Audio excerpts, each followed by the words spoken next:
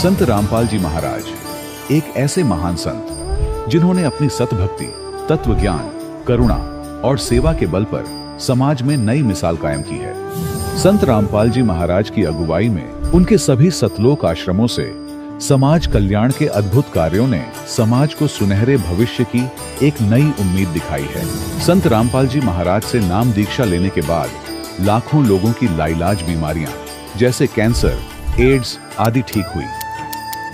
संत जी के ज्ञान से प्रेरित होकर उनके अनुयायियों ने लाखों यूनिट रक्तदान किया। संत जी ने लाखों बहन बेटियों का दहेज मुक्त विवाह करवाया।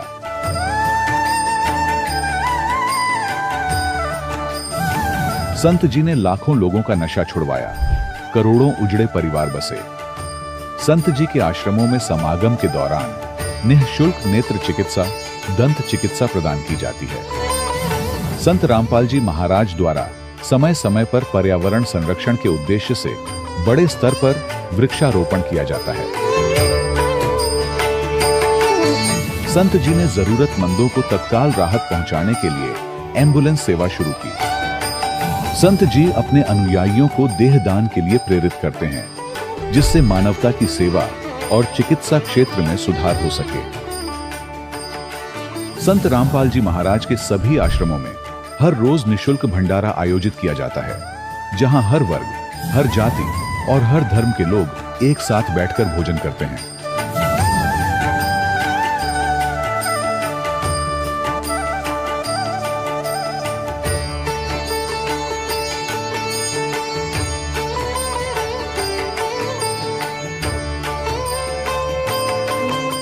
संत रामपाल जी महाराज की अन्नपूर्णा मुहिम ने गरीब और बेसहारा लोगों के जीवन में एक नई ऊर्जा और उम्मीद को जन्म दिया है। घर घर खाद्य सामग्री और जरूरी मदद पहुंचाकर संत रामपाल जी महाराज ने लोगों को दुख और मजबूरी से लड़ने की ताकत प्रदान की है।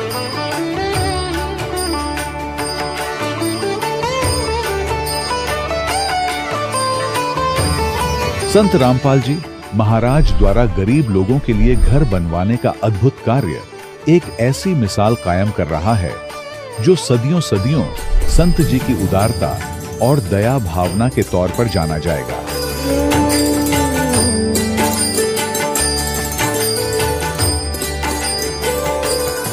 संत रामपाल जी महाराज ने हरियाणा सहित भारत के कई राज्यों में आई भीषण बाढ़ से अनेक गांवों और किसानों को बड़ी राहत दिलाई। तत्काल लाखों फुट पाइप और हजारों मोटर उपलब्ध कराकर किसानों के खेतों और गांवों में भरे बाढ़ के पानी को बाहर निकालकर उनको नया जीवन दान प्रदान किया। आज संत रामपाल जी महाराज को किसानों के मसीहा के तौर पर देखा जा रहा है। जगह जगह उनके लिए सम्मान समारोह आयोजित हो रहे हैं। संत रामपाल जी महाराज के आश्रम में हजारों बुजुर्गों को सम्मान और प्यार के साथ जीवन जीने का अवसर मिलता है। उनके खाने, रहने और स्वास्थ्य की पूरी जिम्मेदारी संत रामपाल जी महाराज उठाते हैं। अनाथ बच्चों के लिए संत रामपाल जी महाराज के सभी आश्रम किसी वरदान से कम नहीं। यहाँ उन्हें शिक्षा, संस्कार और भविष्य के लिए बेहतर अवसर प्रदान किए जाते हैं। चाहे बाढ़ हो, भूकंप या महामारी, संत रामपाल जी महाराज और उनके अनुयायी हमेशा ही जरूरतमंदों के लिए सबसे आगे खड़े रहते हैं। कोविड महामारी के दौरान संत रामपाल जी महाराज के आश्रमों से करोड़ों लोगों के लिए भोजन, दवाइयां और जीवन रक्षक सामग्रियां उपलब्ध कराई गई। चाहे गरीब की मदद हो या किसी शोषित और पीड़ित वर्ग के हक और सम्मान की लड़ाई, संत रामपाल जी महाराज ने हमेशा ही उनकी दबी आवाज को सरकारों तक पहुंचाया है और उन्हें उचित न्याय दिलवाने में अहम भूमिका अदा की है। समाज में आध्यात्मिक और सामाजिक मूल्यों के प्रति जागरूकता लाने में संत रामपाल जी महाराज हर कदम पर मानवता के सच्चे सेवक साबित हुए हैं। संत रामपाल जी महाराज का जीवन हमें सिखाता है कि सच्ची सेवा वही है जो निस्वार्थ भाव से की जाए। आइए हम भी इस महान सेवा के कार्य में इस महान संत से जुड़ें और संत रामपाल जी महाराज से नाम दीक्षा लेकर अपने जीवन को धन्य बनाएं।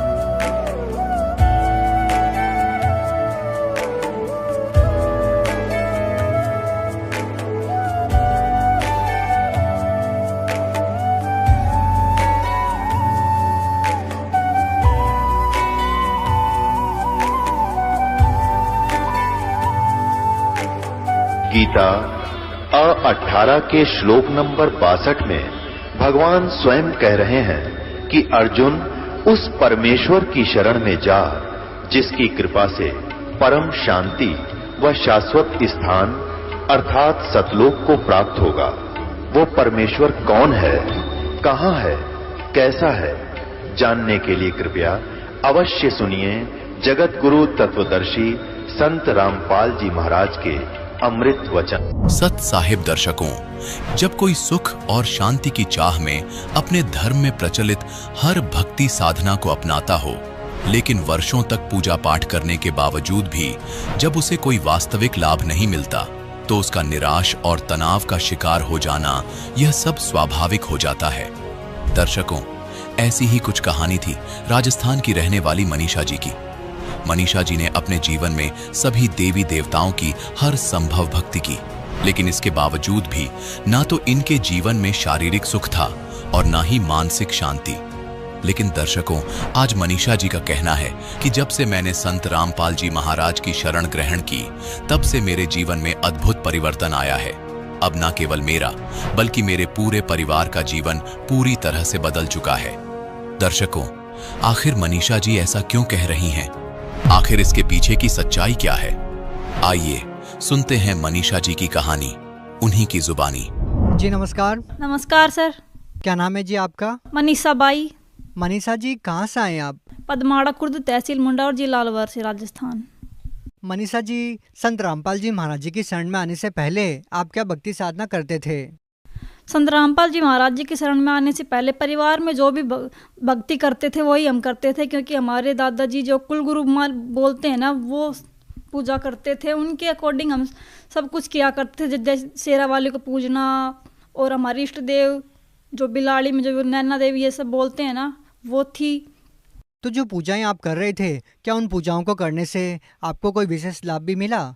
नहीं, कुछ लाभ नहीं मिला। उनकी भक्ति करते करते मेरे पापा बीमार रहते थे, मेरे अंदर खुद के अंदर भूत आते थे, मेरी मम्मी के अंदर भी। मेरे बचपन से हमने देखा है, तब से मेरे पापा बीमार रहते थे। और हमारे जो कुलगुरु थे, मेरी मम्मी सबसे पहले उनके वहाँ लेके जाती थी, क्योंकि मेरे दादाजी थे तब।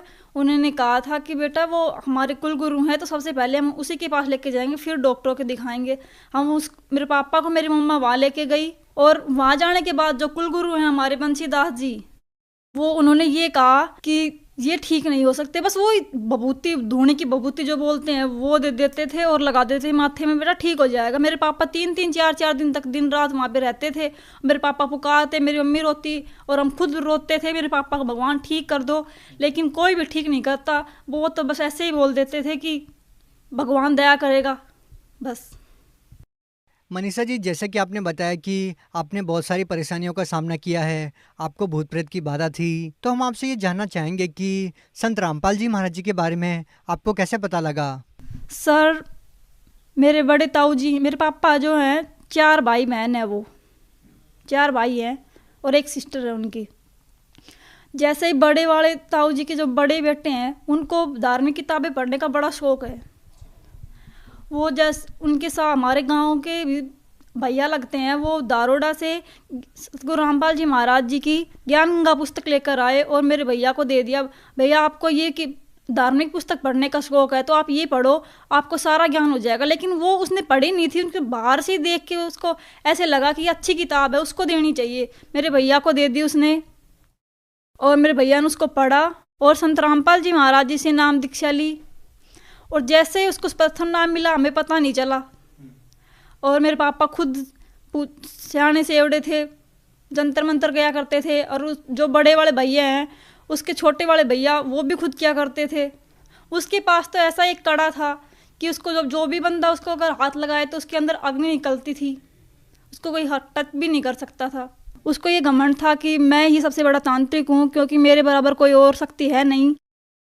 जैसे ही वो संत रामपाल जी महाराज के वहाँ गया, आश्रम में गया, और वो जो भगत जी होते हैं वहाँ के, वो बोले, भगत जी आप ये निकाल दो, आपको नाम दीक्षा लेनी है।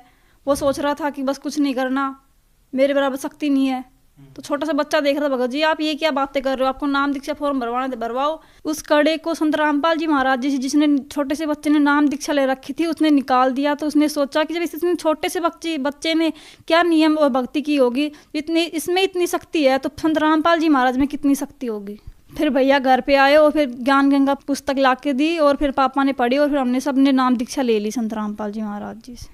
मनीषा जी, जैसे कि आपने बताया कि आपका पूरा परिवार भूत प्रेत की बाधा से परेशान था, आपके पिताजी काफ़ी सालों से बीमार थे, तो हम आपसे ये जानना चाहेंगे कि जब आपने संत रामपाल जी महाराज जी से नाम दीक्षा ली तो क्या आपके जीवन की जो परेशानियां थी क्या वो ठीक हुई? मेरे पापा इतना नशा करते थे, दारू भी पीते थे, तम्बाकू भी, सिगरेट सब कुछ किया करते थे और मारते पीटते भी थे। और संत रामपाल जी महाराज जी से नाम दीक्षा लेने के बाद, नाम दीक्षा लेते ही तुरंत उन्होंने छोड़ दी शराब वगैरह सब कुछ। और क्या क्या लाभ मिले आपको?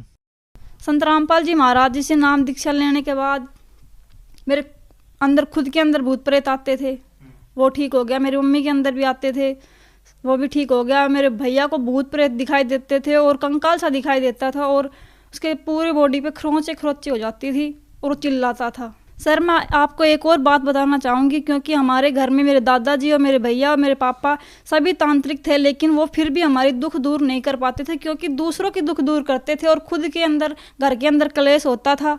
सतगुरु रामपाल जी महाराज जी से जैसे ही हमने नाम दीक्षा ली वैसे ही हमारे सारे दुख दूर हो गए और हम आज सुखी हैं। और कोई आर्थिक लाभ कुछ मिला है? सर मेरे पापा इतना बीमार थे, वो ठीक होने लग गए, काम करने लग गए, क्योंकि मेरी मम्मा ही उसे खाना खिलाती थी, नहलाती थी, सब कुछ ऑल टोटली काम मेरी मम्मा करती थी। हम सोचते थे कि अब कैसे क्या होगा, इतने बड़े भी होंगे, पढ़ाई लिखाई भी करनी है।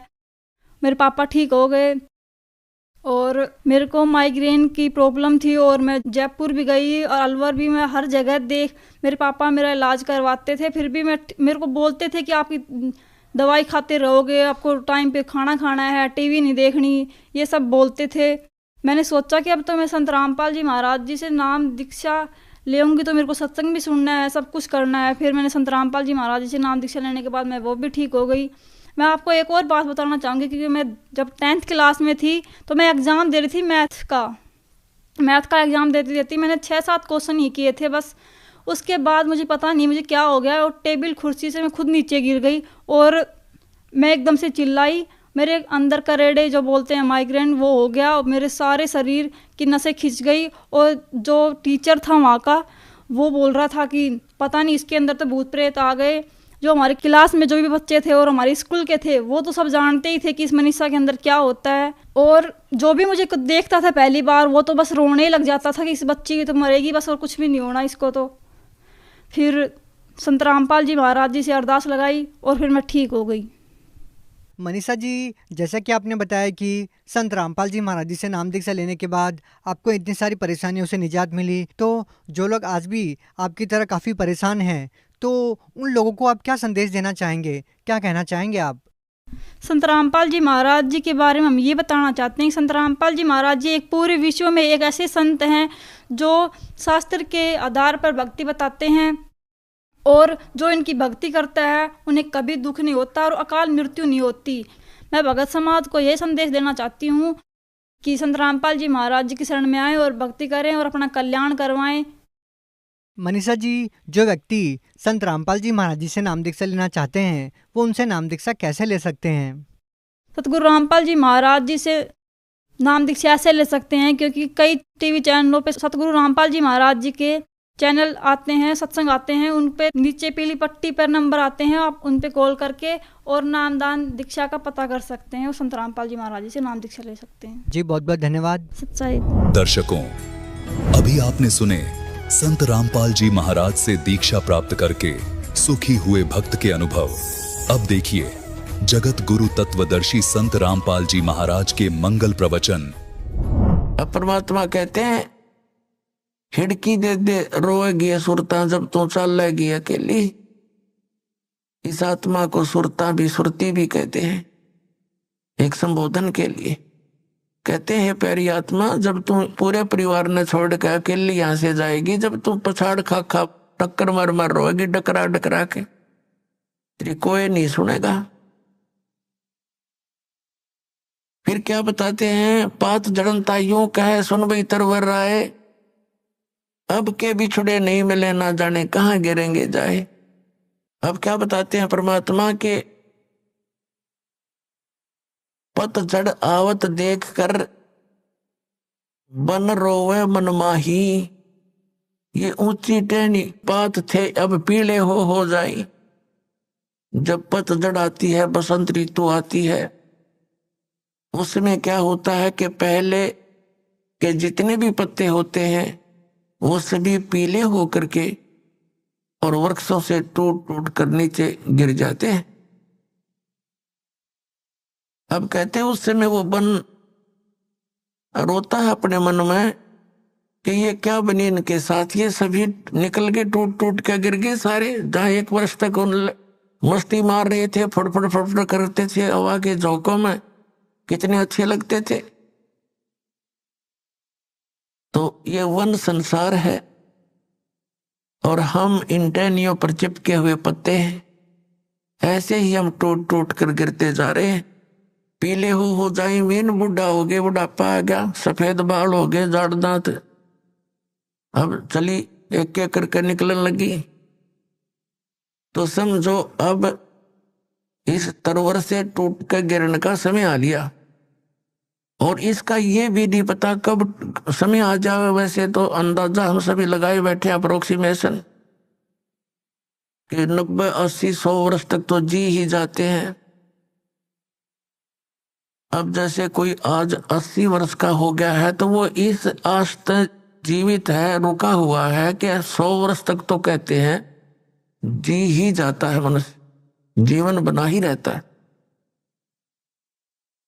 और यही आस सबसे खतरनाक हमारे लिए कि इतने वर्ष तो अभी मेरे शेष हैं, इसलिए तो टिके हुआ है ना। तो ये फिर भगवान में दृढ़ता तो लग जाना, इसलिए बकवादों में लग जाता है। यहां परमात्मा कहते हैं यह भूल भी सत्संग से समाप्त हो गया आपकी। परमात्मा कहते हैं मौत भूल गया बावड़े,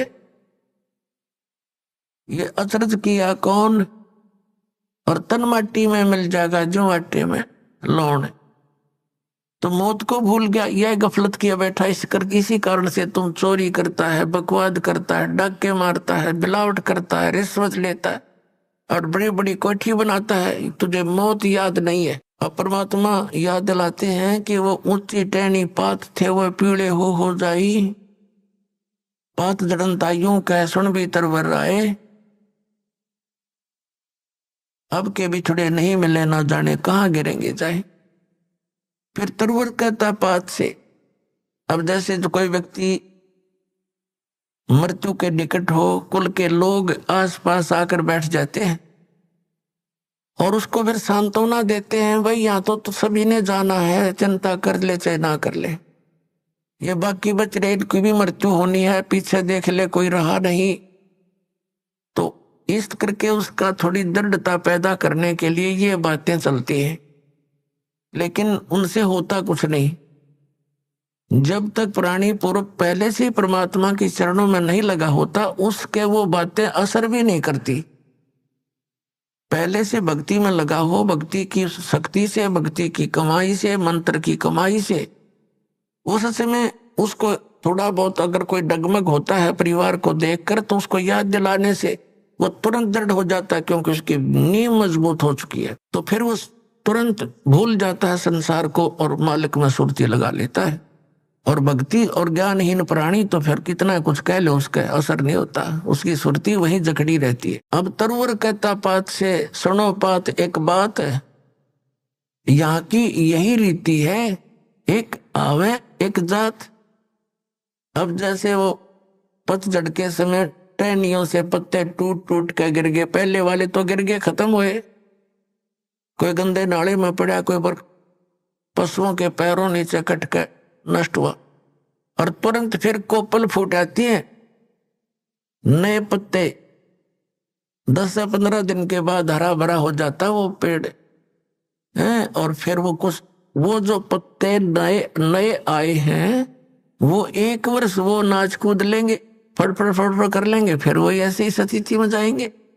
तो परमात्मा हमें याद दिलाते हैं इस उदाहरण के माध्यम से कि तरवर कहता पात से, सुनो पात एक बात, यहाँ की यह है रीति है, एक आवत एक जात। दादा की टिकट कट की, पोता तैयार हो गया, अब 50 60 70 साल पाछे पोते की टिकट कटेगी, रहना कोई नहीं। तो परमात्मा हमें याद दिलाते हैं, रहना नहीं देश बिराना है। ये अपना लोक नहीं है, ये देश रहने का नहीं है। और तुम वहां जाने की चेष्टा कर नहीं रहे जहां तुम्हें सर्व सुख होंगे, वहां वृद्ध अवस्था नहीं है, वहां मृत्यु नहीं होगी। बताओ, इतना बढ़िया स्थान है, आप उसको ग्रहण करना नहीं चाह रहे क्योंकि आपको ज्ञान नहीं, आपको ये विश्वास ही नहीं है कि ऐसा कोई लोक है। क्योंकि नकली संतों ने और इन पंथों ने भट्ठा बैठा दिया, भक्ति मार्ग का नामो निशान मिटा दिया। महिमा गाते हैं सतलोक और सचखंड की, और वहां की व्यवस्था बताते हैं वहां तो प्रकाश ही प्रकाश है, चेतन ही चेतन है। तो उस प्रकाश में हम के टिंडे लाएंगे जाके, वहां कुछ भी कोई नहीं है। अकल है, देखो ये ज्ञान है कोई। जहां कुछ भी नहीं है कैसी रुचि बनेगी वहां जाने की। कहते आत्मा उसमें ऐसे मिल जाती जैसे बूंद समुद्र में। कोई बात है कि प्रमाण ऐसा परमात्मा के ज्ञान में? तो वहां पूरी व्यवस्था है उसकी, तो यार नकल है, डुप्लीकेट माल है ये सारा यहाँ का, एज इट इज सृष्टि है। और लेकिन वहां का जो मटेरियल है, वहां का जो पदार्थ है, वो अमर है, वो नष्ट नहीं होते। जैसे एक सैंपल है वहां से, गंगा का जल सतलोक से आया हुआ है। इसके विषय में ना ब्रह्मा को पता, ना विष्णु को, ना इन ऋषि पेशियों को। ये तो बहुत नीचे सतर की कहानी है इनकी। तो ये परमात्मा ने एक सैंपल भेज रखा है कि हमारा मटेरियल ऐसा पदार्थ है वहां पर। इस गंगा के जल को आप कहीं रख लो उठा के, ये साइंटिस्टों ने शर्म मार कर देख लिया, इसका कोई लक्षण ढूंढ नहीं सके किस कारण से है ये। परमात्मा की महिमा को ये साइंस क्या समझ सकती है? यह साइंस परमात्मा के मटेरियल से बने हुए साइंटिस्ट भगवान भूल गए, नास्तिक बनने लगे। तो इस कलयुग में हमें एक सबसे बड़ी खुशी और सहयोग इस शिक्षा का ये है कि हम भगवान पहचान सकते हैं, अन्यथा इसकी कतई जरूरत नहीं थी। इससे क्या बना लिया, परमाणु बम बना लिया, हवाई जहाज बना ली, कार बना ली, सारा दिन फुर फुर, और शांति एक पल की भी नहीं। जहां माया का प्रवेश है वहां शांति नहीं हो सकती, ये अपना पल्ला गांठ लगा लेना। अंगारों पर बैठकर हम शांति ढूंढ रहे हैं, भूबल पर पैर रखे हैं और हम सोच रहे हैं अब शांति होगी, हमें ठंड मिलेगी। तो माया तो भूबल समझ लो, ये अंगारे हैं, और जिसके पास ज्यादा है उतने ही ज्यादा अंगारे उसके पास है। कभी सपने में भी उसको सुख नहीं हो सकता। और जहां भक्ति है, परमात्मा साथ है, फिर इस माया को भी परमात्मा अपने हिसाब से सेट कर देंगे। उसके लिए परमात्मा कहते हैं, माया दासी संत की भगत की, और उभय दे आशीष, विलसी और लातों छड़िया, सुमर सुमर जगदीश। जब हम परमात्मा की शरण में आ जाएंगे, सतनाम का, सच्चे नाम का जाप करेंगे, ये माया आपके चारों तरफ पड़ी रहेगी, लेकिन फिर हमने इसकी आवश्यकता ना रहे। अब जैसे हम शराब पीते थे, बीड़ी पीते थे, यानी हम दास नहीं पीता था, उसे बता रहा हूं, बीड़ी बैड़ी कभी नहीं पी। लेकिन जैसा भी जो भक्त आए हैं शरण में, शराब पीते थे, तम्बाकू प्रयोग करते थे, लंबी लंबी सिगरेट ला के टोर दिखाया करते थे, हैं, मांस खाते थे, और 100 तरह की लोग दिखावा ड्रामे करते थे। ये सारे छूट जाएंगे इस भक्ति मार्ग में, ये प्रतिबंध लगाए जाते हैं। तो वह माया जो वेस्ट जाती थी, एक शराब पीने वाला, उसका तो एस्टिमेट नहीं लगा सकते एक दिन में कितना नाश कर दे। एक सिंपल सी बीड़ी और तम्बाकू प्रयोग करने वाला, सिगरेट पीने वाला कम से कम 20-30 रुपए डेली बर्बाद कर देता, बल्कि आज तो ज्यादा हो गए होंगे। तो महीने में एस्टिमेट लगाओ तो 1,000 का, तो उसका कम से कम ये खर्चा हो गया, ये बच गया। फिर शराब पीने का तो कोई एस्टिमेट नहीं, एक महीने में 10,000 पी जा, 15,000 का नाश कर दे। तो वो ऐसे जो हम लोग दिखावा और ये अपना अननेसेसरी वस्तुओं का प्रयोग करते थे वो खत्म हो जाएगा। फिर वह माया आपके चारों तरफ लौटी रहेगी। थोड़े से काम में और खूब गुजारा होगा। परमात्मा की भक्ति में इतनी शक्ति है। जैसे पहले हम देखा करते थे, एक सेठ था, उसका लड़के के पेट में दर्द हो गया और ऐसा है पीड़ा होगी, अचानक ले गए हॉस्पिटल में, प्राइवेट हॉस्पिटल में, जो उनका जानकार था। उसने फटाफट उसने अपने देखा जल्दी, भाई इतनी पीड़ा है तो कोई, उसने अपनी सोच से ऑपरेशन कर दिया अपेंडिक्स का, ऑपरेशन कर दिया, अपेंडिक्स निकाल दी। पीड़ा जो की तो बनी रही, जब पेन किलर बंद करी तो फिर जो की तो पीड़ा, फिर उसी तरह फिर दूसरे डॉक्टर के पास ले गए। उसने क्या देखा कि इसकी जो है ना झिल्ली में डिफेक्ट है, वह झिल्ली निकाल दी उसकी, फिर पीड़ा जो की त्यों बनी रही। फिर देखा कि फिर लास्ट में पता चला कि इसकी बड़ी आंत में बहुत इन्फेक्शन है। अब कहां से चला था, लाखों रुपये लाग गए, ब्रान मटी नौकी नहीं हुई, जब जाकर उसकी जान बची। और 2-3 महीने तक ऐसे ब्रान मटी रही। और अब क्या होगा जब भक्ति से हम जुड़ जाएंगे। पुण्यात्माओं, इसलिए भगवान की तलाश की जाती है, क्योंकि हम बहुत युगों से पापों का ढेर लगाते आ रहे हैं। पाप के प्रभाव से थोड़ा बहुत हानि शरीर में भी होने लगती है, तो थोड़े ही ट्रीटमेंट में 100 रुपये की दवाई में आप स्वस्थ हो जाओगे, और नहीं तो लाखों लाख का पीछा छूटर मौत भी हो जाए। तो इस प्रकार परमात्मा आपको सहयोग देने लगेगा। ये दास का बहुत बिटर एक्सपीरियंस है इस मार्ग में, क्योंकि तभी इस मार्ग को, परमात्मा के मार्ग को और उसके आदेश को आप तक पहुंचाने की चेष्टा की है कि इससे बहुत लाभ मिलेगा आपको। ऐसा लाभ मिलेगा आप सोच नहीं सकते।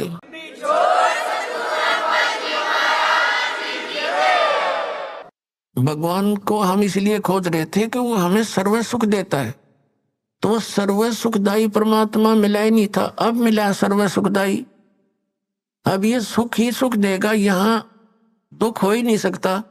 जैसे बर्फ है, एसी रूम है, वो ठीक चल रहा है तो उसमें गर्मी का काम क्या।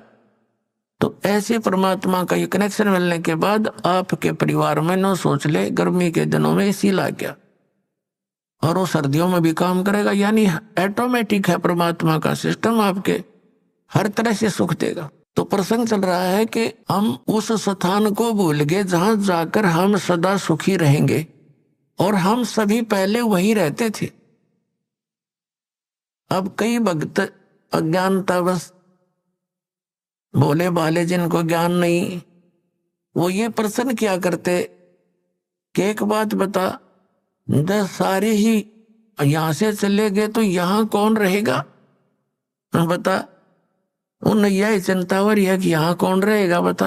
अरे यहाँ यूं तो एक पत्थर है, घूमता रहेगा, हमने क्या ठेका ले रखा है पृथ्वी का। ये मंगल ग्रह, यो चांद और ये सारे धक्के खाने लग रहे, ये फिर जाएगा।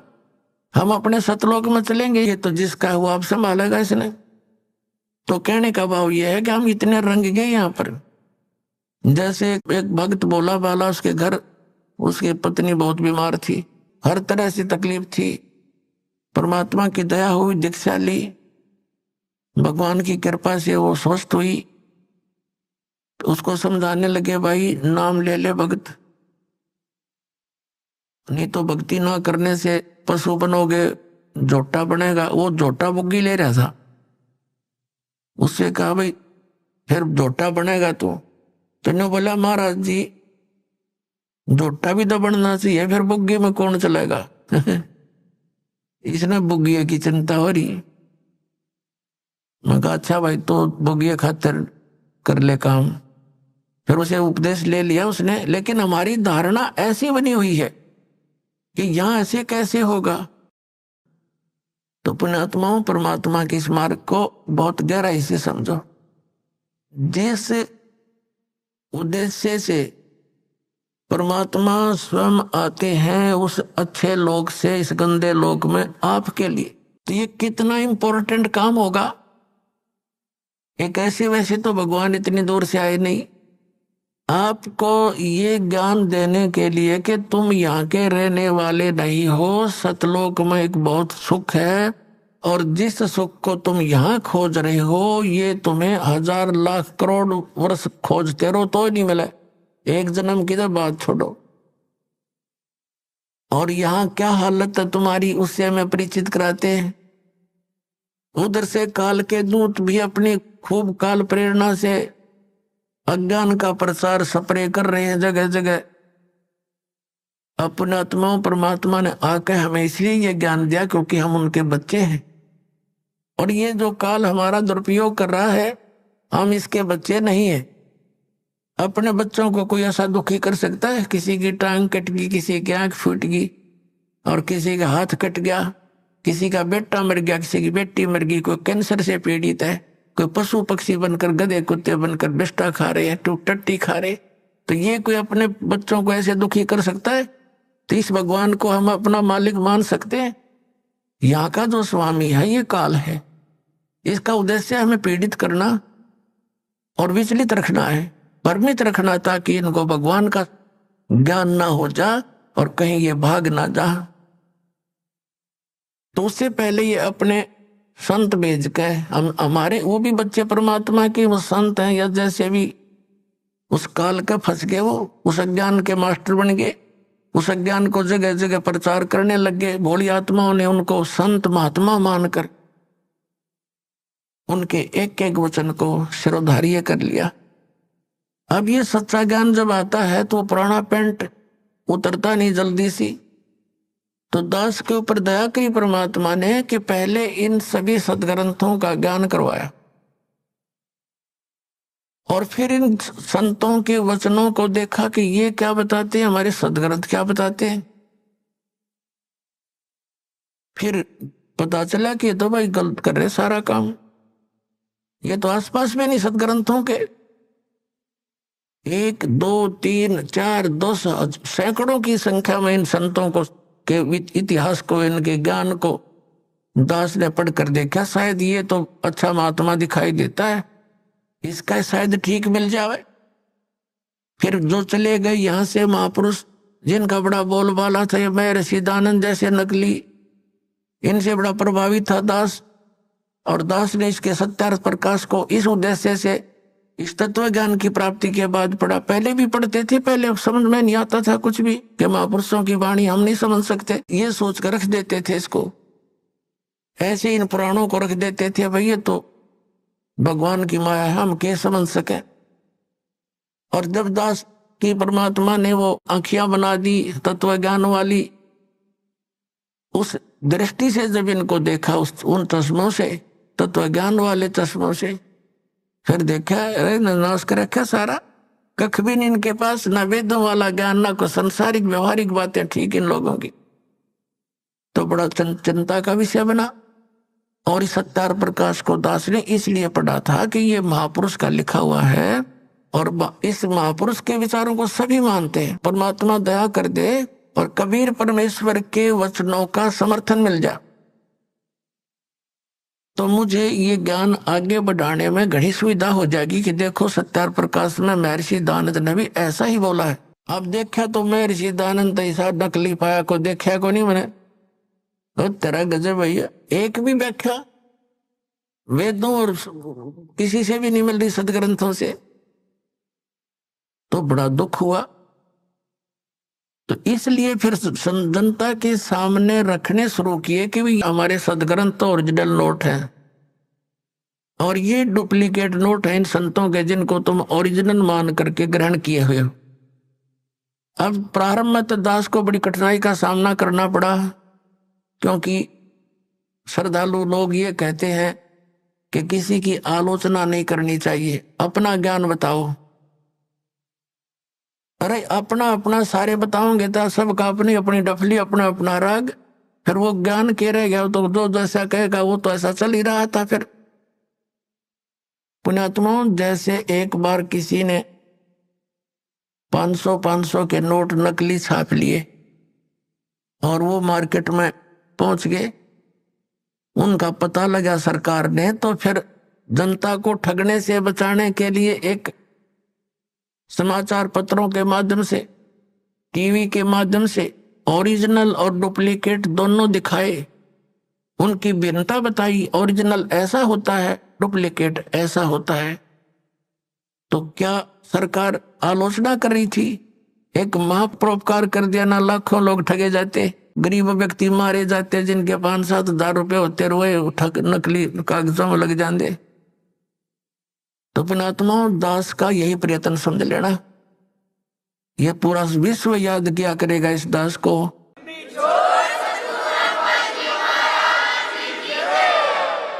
इस सच्चाई को ऊपर लाने के लिए, इस ज्ञान को उठाने के लिए सहयोग तरह कबीर भगवान का, लेकिन दास उसका बैल है और उसी के सहारे से इसको गाड़ी को खींचकर पटड़ी पर चढ़ाया है।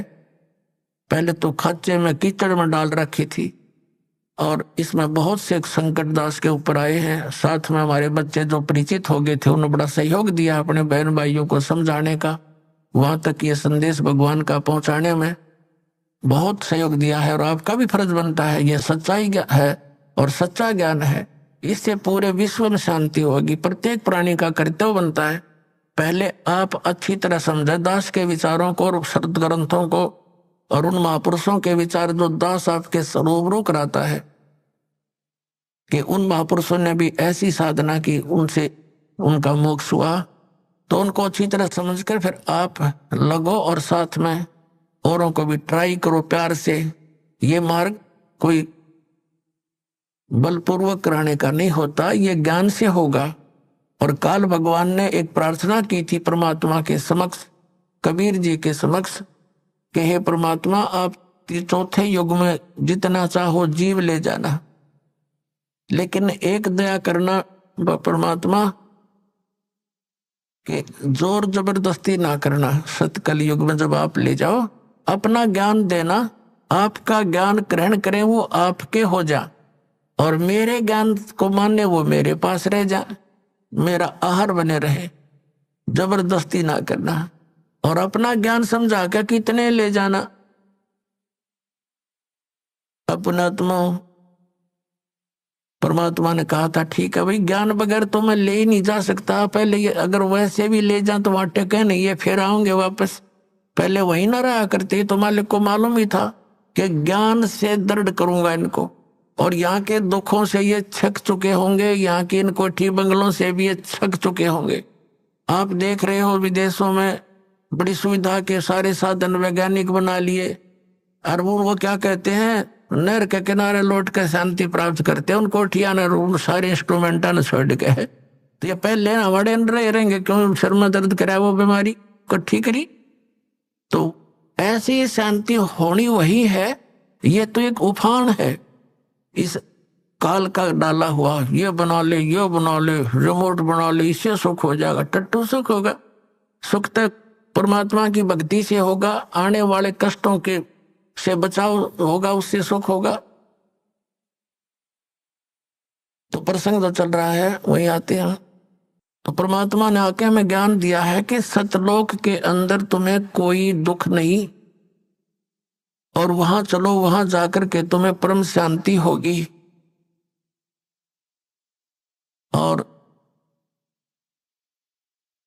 परमात्मा ने कहा था कि जैसे अपना ज्ञान दे करके आप यहां से ले जाना, जैसे वेदों में प्रमाण है, आपको बहुत बार दिखाया है, समय आने पर दिखाएंगे आज भी,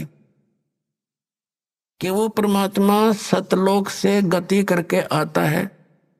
वो 3 प्रकार के शरीर में सभी अपने प्राणियों के, सभी ब्रह्मांडों का वो देखभाल करता है, पालन पोषण धारण पोषण करता है। एक शरीर है मनुष्य सदृश है परमात्मा, नर नारायण देह है। ये शरीर मनुष्य को भी परमात्मा जैसा ही मिला है, लेकिन उसकी सामर्थ्य है, परमात्मा की शक्ति, उसका नूर वहां पर विशेष है, अलग है, हमसे ज्यादा, इसलिए तो परमात्मा है। एक आत्मा, एक परमात्मा, तो अपने आप 2 हो गए, एक श्रेष्ठ आत्मा, एक आत्मा सिंपल। तो ऐसे एक नागरिक है, एक राजा है, शकल दोनों की एक जैसी है, मनुष्य दोनों है, लेकिन उसके सामर्थ्य में दिन और रात का अंतर है। ऐसे ही परमात्मा और जीव में समझो। जीव जीव है, एक नागरिक है। परमात्मा हमारा राजा है, वो मालिक है, वो जनक है, हमारा पिता भी है, उसमें सर्व गुण है। तुमेव माता च पिता तुमेव बंधु च सखा तुमेव। तो उसके अंदर सभी गुण है परमात्मा के अंदर। वो सबका भ्रातर भी वही है, माता यानी जनक भी वही है, पालक पिता भी वही है, बंधु असली साथी भी वही है, और मित्र भी वही है। बंधु यानी भाईचारा वही है। तो काल ने कहा था कि आप अपना ज्ञान देकर ले जाना, परमात्मा जोर जबरदस्ती ना करना। अब जैसे परमात्मा सचखंड से चलकर आता है, वो 3 प्रकार से अपने जीव शरीर की स्थिति में 3 प्रकार के शरीरों में काम करता है। मनुष्य सदृश ही है वह। जैसे एक शरीर में तो सतलोक में रहता है, स्थायी रूप में, करोड़ सूर्य मिला दे, करोड़ चंद्रमा उसके एक रोमकूप में, इतनी रोशनी है, वो भी फीकी पड़ जा समझो। और तख्त पर विराजमान है, जैसे राजा बैठता ऐसे मुकुट वगैरह धारण करके परमात्मा, ऊपर सफेद छत्र है, सफेद मुकुट है परमात्मा का, सफेद ही सिंहासन है सारा उसका, वहां विराजमान है। और दूसरे रूप में वो क्या करता है, एक तो शिशु रूप धारण करके प्रत्येक युग में आता है, और एक सरोवर के ऊपर कमल के फूल पर विराजमान होता है। वहां से कोई निसंतान दंपति उनको ले जाते, प्रत्येक युग में ऐसी लीला। और फिर वो कंवारी गायों का दूध पीता है, कंवारी गाय दूध देती है, परमात्मा पीते हैं, उनकी परवरिश की लीला ऐसे पूरी होती है। उन कंवारी गायों में दूध कहां से आता है? सतलोक से आता है। और फिर ये तो मालिक की दूसरी स्थिति हुई शरीर की। फिर धीरे धीरे बड़े होते हैं, छोटी आयु में ही प्रचार शुरू कर देते हैं। परमात्मा अपने जो उद्देश्य लेकर आते हैं। वेदों में लिखा है कि परमात्मा सतलोक से चलकर आता है, ऊपर तीसरे मुक्ति धाम में रहता है सतलोक में, वहां से गति करके आता है और यहाँ अच्छी आत्माओं को मिलता है। और किस उद्देश्य से आता है? उपदेश करने के लिए, तत्व ज्ञान समझाने के लिए आता है। तो शिशु रूप धारण करके परमात्मा आते हैं प्रत्येक युग में, तो धीरे धीरे बड़े होते अपना ज्ञान का प्रचार करते। ये दूसरी स्थिति। और तीसरी स्थिति में वो कैसे आते हैं शरीर में? जैसे कहीं भी महात्मा के रूप में प्रकट हो गए, जैसे जिंदा महात्मा के रूप में कलयुग में वो अधिक आए हैं। और उस जिंदा महात्मा के रूप में वो कभी भी आकर किसी भी भक्त को, अच्छी आत्मा को मिलते हैं। किन किन अच्छी आत्माओं को मिले? आदरणीय धर्मदास साहिब जी, आदरणीय मलुकदास साहिब जी, आदरणीय नानक साहिब जी, आदरणीय दादू साहिब जी, आदरणीय गरीबदास साहिब जी, गांव छुटानी जिला जद्दर हरियाणा वाले, आदरणीय घीसा दास साहिब जी, गांव खेखड़ा और जिला मेरठ उत्तर प्रदेश वाले, इनको मिले जिंदा महात्मा के रूप में आकर के, और उनको सतलोक लेकर गए सचखंड, और वहां जाकर के उनको फिर वापस छोड़ा, क्योंकि वो दृढ़ भक्त थे। वो दृढ़ भक्तों को मिलते हैं, अच्छी आत्माओं को मिलते हैं, ताकि उसके मिशन में सहयोग दे सके। तो वो सटील थे। जो उनको कह दिया दाता ने, वो फाइनल उनके लिए सारा संसार एक तरफ, वो महापुरुष एक तरफ थे। जैसे आपने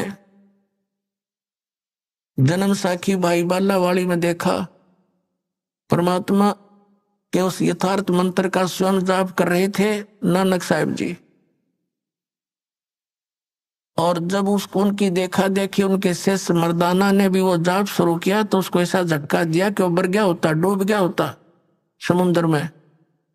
एक बस ऐसी घबरा गया मर्दाना। तब उसको कहा कि तू नकल ना कर, मेरी करनी ना देख, मैं जो बोलता हूं गुरु की आज्ञा का पालन कर। तो वो दृढ़ भगत थे। सिख समाज को सतनाम नहीं बताया उन्होंने। समाज अपने स्थान पर, भगवान अपने स्थान पर। तो वो भगवान के बच्चे थे, वो दृढ़ व्यक्ति थे, दृढ़ भगत थे, श्रेष्ठ आत्माएं थी। उनका उद्देश्य ये नहीं था कि भाई मैं इसके ना बताने से कोई हानि समाज को होगी, नहीं। वो तो जैसी थी उसी चल ही रही थी। अब उससे घनी हानि हो जाती, जब वो डिक्लेयर कर जाते। आज ये सारे नकली पंथ, ये सतलोक की महिमा गाने वाले काल के द्वारा चलाए गए सारे नकली पंथ, अब गुरु ग्रंथ साहब से पढ़कर यही नाम देते रहते ऐसा झटका दे दिया कि डर गए सारे, पूरा सिख समाज के खबरदार देश नाम का जाप किया। मर्दाना ने किया था, मर गया होता, और गुरु जी का आदेश है, उसकी आज्ञा की अवहेलना हो जाएगी। ऐसा भय पैदा कर गए। क्या वो हमारे हितैषी नहीं थे? वो परम हितैषी थे, वो जान ही जान थे कि आग लग जाएगी, जाइए मंत्र दे दिया था, नाश हो जाएगा बात का। तो ऐसे उन दृढ़ भक्तों को परमात्मा आकर मिलते हैं। तो ये तीसरी स्थिति थी उनकी। अब उनको हिदायत दे दी थी कि समय आने पर इसको फिर देंगे अपने बच्चों को। अब जैसे कोई भी हिंदू धर्म में देख लो, सिख धर्म में देखो, विशेषकर इन दोनों धर्मों में दास देख रहा है कि यहाँ विशेष धर्म की व्यवस्था है। जैसे सिख समाज के अंदर वाणी का पाठ और वहां उनका लंगर चलता है। 2 यज्ञ करते थे, एक धर्म यज्ञ और एक ज्ञान यज्ञ, वाणी का पाठ। तो इनसे क्या होता है, मोक्ष नहीं हो सकता संग जन्म भी इन क्रियाओं से, लेकिन मनुष्य के शरीर की संख्या बढ़ जाती है। अब वो ऐसे ही हिंदू धर्म के अंदर जैसे गीता जी का पाठ करो, डेली एक अध्याय का पाठ करो, या वैसे कोई अपना धर्म पुण्य करते रहते हैं, कोई भंडारा कर दिया कितना, गांव गांव में नगर में ये ऐसे चलते रहते थे। तो इन क्रियाओं से क्या होता है कि मनुष्य जीवन मिल जाता है। परमात्मा की वाणी है सूक्ष्म वेद में कि धर्म तो 10 का नहीं, और 10 के तीनों लोग, खैरायत में खैर है कीजिए आत्म को। और दूसरा ये था, तो उससे क्या होता है, जैसे यज्ञ है, ये ग्लूकोस है। एक रोगी है, जैसे दास ने बताया कि हमारे जन्म और मृत्यु का दीर्घ रोग लगा हुआ है। ये दीर्घ रोग उसी ट्रीटमेंट से कटेगा जो महापुरुषों ने खुद प्रयोग किया और परमात्मा ने आकर बताया। और अब इस दास को इस मार्ग का मास्टर बना दिया, डॉक्टर बना दिया, सर्जन बना दिया। अब दास के पास वो मार्ग है, वो सारी व्यवस्था है।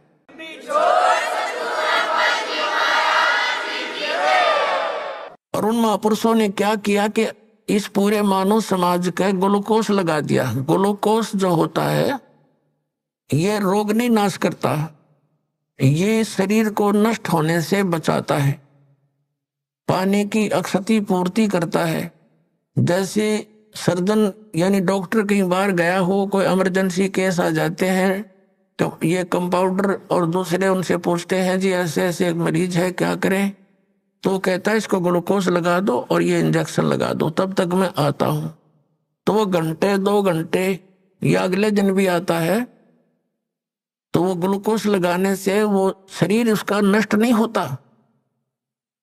और आके फिर वो चेक करके उसको जो ट्रीटमेंट देना है वो डॉक्टर देगा, रोग कटेगा उस डॉक्टर के उस ट्रीटमेंट से या ऑपरेशन से, जो भी वो चाहेगा, सर्जरी से।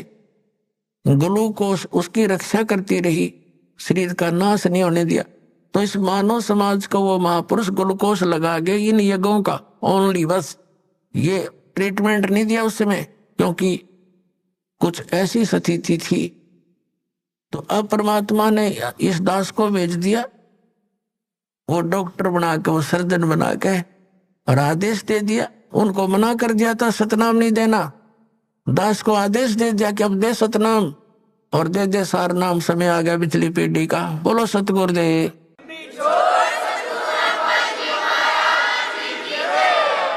अब जैसे बात चली है कि ज्ञान देकर ही आप ले जाना अपने बच्चों को, आपका ज्ञान स्वीकार करें आपका। अब जैसे परमात्मा मिले थे हजरत मोहम्मद को, जिससे मुसलमान धर्म चला। अब वो अच्छी आत्मा थी, दृढ़ भक्त नहीं थे वो। अब यहाँ उनके लाखों शिष्य हो गए थे। परमात्मा उनको आए मिले, जैसे वो अपने विधान अनुसार अच्छी आत्माओं को मिलते हैं। गोता मारू स्वर्ग में जा बैठू पाताल, कह कबीर में खोजता फिरूं ढूंढता फिरूं अपने हीरे मोती लाल। हजरत मोहम्मद जी को मिले, हजरत मोहम्मद जी को कहते हैं हम वहां ले गयो सतलोक में, इच्छा रूपी वहां नहीं रहो। उल्ट मोहम्मद मैल पठाया, गुज बीरज एक कलमा लाया, रोजा बंग नमाज दई रे, बिस्मिल की नई बात कही रे। अब जैसे परमात्मा कहते हैं हम हजरत मोहम्मद को वहां ले गए, जैसे नानक साहिब जी को ले गए, गरीबदास साहिब जी को ले गए, धर्मदास साहिब जी को ले गए और गीसादास साहिब जी को, दादू साहिब जी को ले गए, मुल्कदास साहिब जी को लेकर गए, फिर छोड़ दिए। उन्होंने दृढ़ होकर के भगवान की प्रत्येक बात को स्वीकार किया। उन्होंने तो वही कह दिया था भगवान हमें यहीं रख लो, लेकिन हजरत मोहम्मद वहां नहीं रहे, अपनी मर्जी से न बोले नहीं जी मैं तो वहीं ठीक हूं और वहां भी मैंने बहुत प्रचार करना है, बहुत अभी तो काम अधूरा रहता है। अब परमात्मा ने सोची चलो इसको कुछ राहत दे देते हैं। उसको उनको क्या बताया फिर परमात्मा ने कि रोजा बंग नमाज दई रे, बिस्मिल की नहीं बात कही रे। हजरत मोहम्मद जब पहली बार गए तब तो वो काल तक सीमित थे, पर्दे के पीछे से आवाज आई थी नमाज करो, 50 नमाज करने की कही थी, फिर दोबारा प्रार्थना की, कुछ कम कर दी, फिर और प्रार्थना करी, फिर कम कर दी, लास्ट में 5 बार की नमाज पर फाइनल हुआ था उनका कि 5 बार तो नमाज करना ही करना पड़ेगा। और रोजा में व्रत और बंग आवाज लगाना, हे भगवान दया करियो, आवाज लगाकर आवाज ये साधना करना। तो कहते हैं उस हजरत मोहम्मद जी जहां से ये आदेश लेकर आए थे उसमें भी उस काल भगवान ने भी इनको बिस्मिल करने का आदेश नहीं दिया था। क्या बताया है कि रोजा बंग नमाज दई रे, बिस्मिल की नहीं बात कही रे। अभी आपने सुने संत रामपाल जी महाराज के मंगल प्रवचन। आइए अब सुनते हैं संत रामपाल जी महाराज से नाम दीक्षा लेकर सतभक्ति करके अद्भुत लाभ प्राप्त करने वाले अनुयायी के विचार। दर्शकों, सोचिए, जब कोई व्यक्ति जीवन भर भक्ति साधनाएं, व्रत उपवास करता हो, फिर भी ना ही आत्मिक शांति मिले और ना ही शारीरिक सुख, तो ऐसे में उसका तनावग्रस्त और नशे का शिकार हो जाना स्वाभाविक हो जाता है। दर्शकों, कुछ ऐसी ही कहानी थी नेपाल के रहने वाले गंगा प्रसाद जी की। गंगा प्रसाद जी ने अपने जीवन में अनेकों प्रकार की भक्ति साधनाएं अपनाई। इन्होंने व्रत उपवास किए और अनेकों देवी देवताओं के मंत्रों का जाप भी किया, लेकिन अफसोस, इन सब प्रयासों के बावजूद भी इनके जीवन में परेशानियां और बीमारियां लगातार बढ़ती ही चली गईं। लेकिन दर्शकों, आज गंगा प्रसाद जी का कहना है कि मेरे जीवन में असली परिवर्तन तब आया जब मैंने संत रामपाल जी महाराज से नाम दीक्षा प्राप्त की। संत रामपाल जी महाराज से दीक्षा लेने मात्र से इनका और इनके परिवार का जीवन पूरी तरह से बदल गया। अब इनके परिवार की वर्षों पुरानी बीमारियां पूरी तरह से समाप्त हो चुकी हैं और इनकी नशे की लत भी पूरी तरह छूट गई है। दर्शकों, आखिर इसके पीछे की सच्चाई क्या है? आइए सुनते हैं गंगा प्रसाद जी की कहानी, उन्हीं की जुबानी। सर नमस्कार। नमस्कार सर, क्या नाम है आपका? गंगा प्रसाद मुखिया, अभी तो गंगा दास हो गया हूँ। सर, कहाँ से आए आप? हम सिराहा जिला नवराजपुर गावीसन नेपाल से आए हैं। सर, संत रामपाल जी महाराज की शरण में आने से पहले आप क्या साधनाएं करते थे? हम कोई साधना नहीं करते थे सर जी, मैं नास्तिक थे। तो फिर सर आप संत रामपाल जी महाराज की शरण में कैसे आए? हम संत रामपाल जी महाराज के शरण में ऐसे आए, जो हमको ज्ञान गंगा पुस्तक मिला, एक संत रामपाल जी का चेला था, वो हमको दिया, और तू ऐसे नास्तिक है, खैनी बीड़ी खाते हैं, शराब पीते हैं, दुष्कर्म करते हैं, ये सब इससे छूट जाएगा। और उस किताब जो हमको मिला तो उसमें लिखा था तत्वदर्शी संत। हम कभी कोई भक्ति नहीं करने वाला, कुछ सुनने वाला नहीं थे, और अपना पैसा कमा रहे थे, आमदनी तो भर भी ठीक है, ठाक ठाक था पहले भी। तो वहाँ से हम आए रिजर्वेशन करा करके यहाँ संत रामपाल जी के आश्रम में। यहाँ देखने के बाद तो बुझाया जो हम पहले से इसे मकान में रहता हूँ और सब अपने बुझा रहा था, भाई बंधु सारा सामान अपने ही है, अपने ही ऐसा है। और मेरा भगतमती जो है उसका उस समय भी बहुत दुख हुआ था, पूरे उसको गर्म पानी और सिरक बढ़ा करके लाए थे। यहाँ आश्रम आया, वहाँ चंगा रहा और हमसे बिना पूछे हुए नाम ले लिया। ये पहले रामापंथी में था, वैष्णव था ये। तो हम आए वैसे ही तत्वदर्शी संत किसको कहते हैं, वही हमको अभिलाषा हो गया ज्ञान गंगा पुस्तक पढ़ने से। हम यहाँ आए तो बोला हम भी जाएंगे, जबकि अपने घर से कहीं नहीं निकलता था। सर जैसा कि आपने बताया कि आपने अपना पूरा जीवन एक नास्तिक के रूप में बिता दिया, लेकिन सर उसके बाद आपको एक पुस्तक मिलती है संत रामपाल जी महाराज द्वारा लिखित ज्ञान गंगा। तो सर उस पुस्तक में आपको ऐसा क्या ज्ञान मिला, ऐसी कौन सी बातों ने आपको प्रभावित किया कि जिसको पढ़ने के बाद नेपाल से इतनी दूर संत रामपाल जी महाराज से प्रभावित होकर उनसे नाम दीक्षा लेते हैं?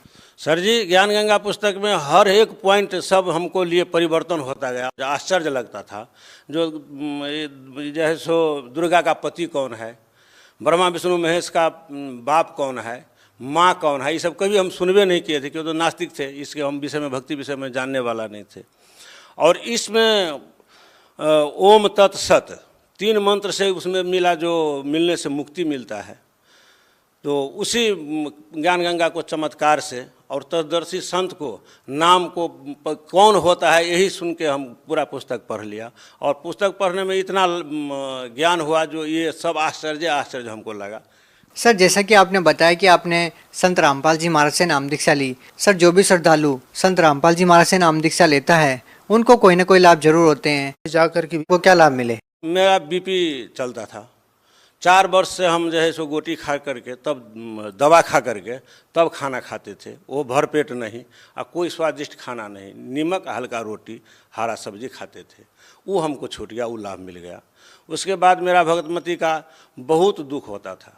उस दुख होते होते आश्रम में संत रामपाल जी के आशीर्वाद जब देने आते थे तो मेरा भगतमती को बहुत कफ और दर्द होता था। तो बोला, जो मालिक हमको दर्द होता है, संत रामपाल जी महाराज के कहने से, आशीर्वाद देने से, जो जाओ बेटा तुमको ठीक हो जाएगा, तो ठीक हो गया। उसके बाद सर जी मेरा भगतमती को 2017 के शुरुआत में, इसको पता नहीं जो मेरा कैंसर रोग हो गया है, बहुत इसको पेन होता था। तो ये बोला जो इसे कोई गड़बड़ी के कारण, मैंने महीनावारी के कारण से, तो इसको पता नहीं। लेकिन हॉस्पिटल में जब ले गए दरभंगा, हम लोग को बिहार का एक ठो जिला पड़ता है दरभंगा, उसमें ऐसा डॉक्टर है शैलेंद्र यादव करके, परोपकार क्लिनिक है। वो जिस बीमारी को किट देता है, तुम इतना दिन जियोगे, तो उसे 2 दिन पहले मर जाता है। अभी भी पड़ता है, बहुत को ऐसा हुआ है। तो इसको बोला तुम बम्बई ले जाओ। तो मेरा पत्नी जो है सो बोला, जो हमारा गुरुजी हैया है, संत रामपाल बाबा जी हमारा है, तो हम कहीं नहीं जाएंगे, कहीं दवा नहीं खाएंगे, और मेरा दवा का कोई ज़रूरी नहीं है। तो वहाँ से यहाँ प्रार्थना किए। प्रार्थना में मालिक बोला जो परमात्मा रया करेगा, तो वही कहने से इसको ठीक हो गया। कोई 1 रुपया का दवा भी, अभी भी कोई मन खराब होता है तो 1 रुपया का दवा नहीं खाता है। ये लाभ मेरा पत्नी को मिला, और उसी कारण से हम यहाँ आए भगत जी। हाँ, ये मेरा जो है सो पत्नी है, इसको बहुत दुख होता था। कैंसर विषय में भी पूछिया तो कुछ बता सकता है जो हमको ठीक हुआ। वैसे हिंदी तो नहीं बोलने आता है, अपना भाषा बोलता है। नमस्कार जी। नमस्कार जी। क्या नाम है आपका? चंद्र दास। चंद्रा जी, आप नेपाल से आए हैं? हाँ। चंद्रा जी, आपके पति ने बताया कि आपको कैंसर था और संत रामपाल जी महाराज से नाम दीक्षा लेने के बाद वो ठीक हो गया, क्या ये सही है? हाँ, सही है। आप एकदम सही है? सही है। क्या आप अभी बिल्कुल ठीक हैं? ठीक हो, कोई तकलीफ नहीं है? कोई तकलीफ। सर, जो नेपाल के लोग हैं, अगर वो संत रामपाल जी महाराज से जुड़ना चाहते हैं तो वो उनसे नाम दीक्षा कैसे ले सकते हैं? सर जी, ऐसे है, नेपाल में बहुत जगह जो है सो नाम दीक्षा केंद्र खुला हुआ है, और सत्संग जो चलता है, चैनल है, उसमें पट्टी चलता है, उसमें नंबर डाला हुआ है। और ज्ञान गंगा पुस्तक, अभी तो बहुत पुस्तक चल चुका है, हर पुस्तक में उसका नंबर पता रखा हुआ है। जिन भाई को, बहनों को मुक्ति और भक्ति दोनों चीज़ चाहिए, वो संत रामपाल जी के आश्रम में जा कर के नाम दीक्षा लिख सकते हैं। सर धन्यवाद। सच्चाई।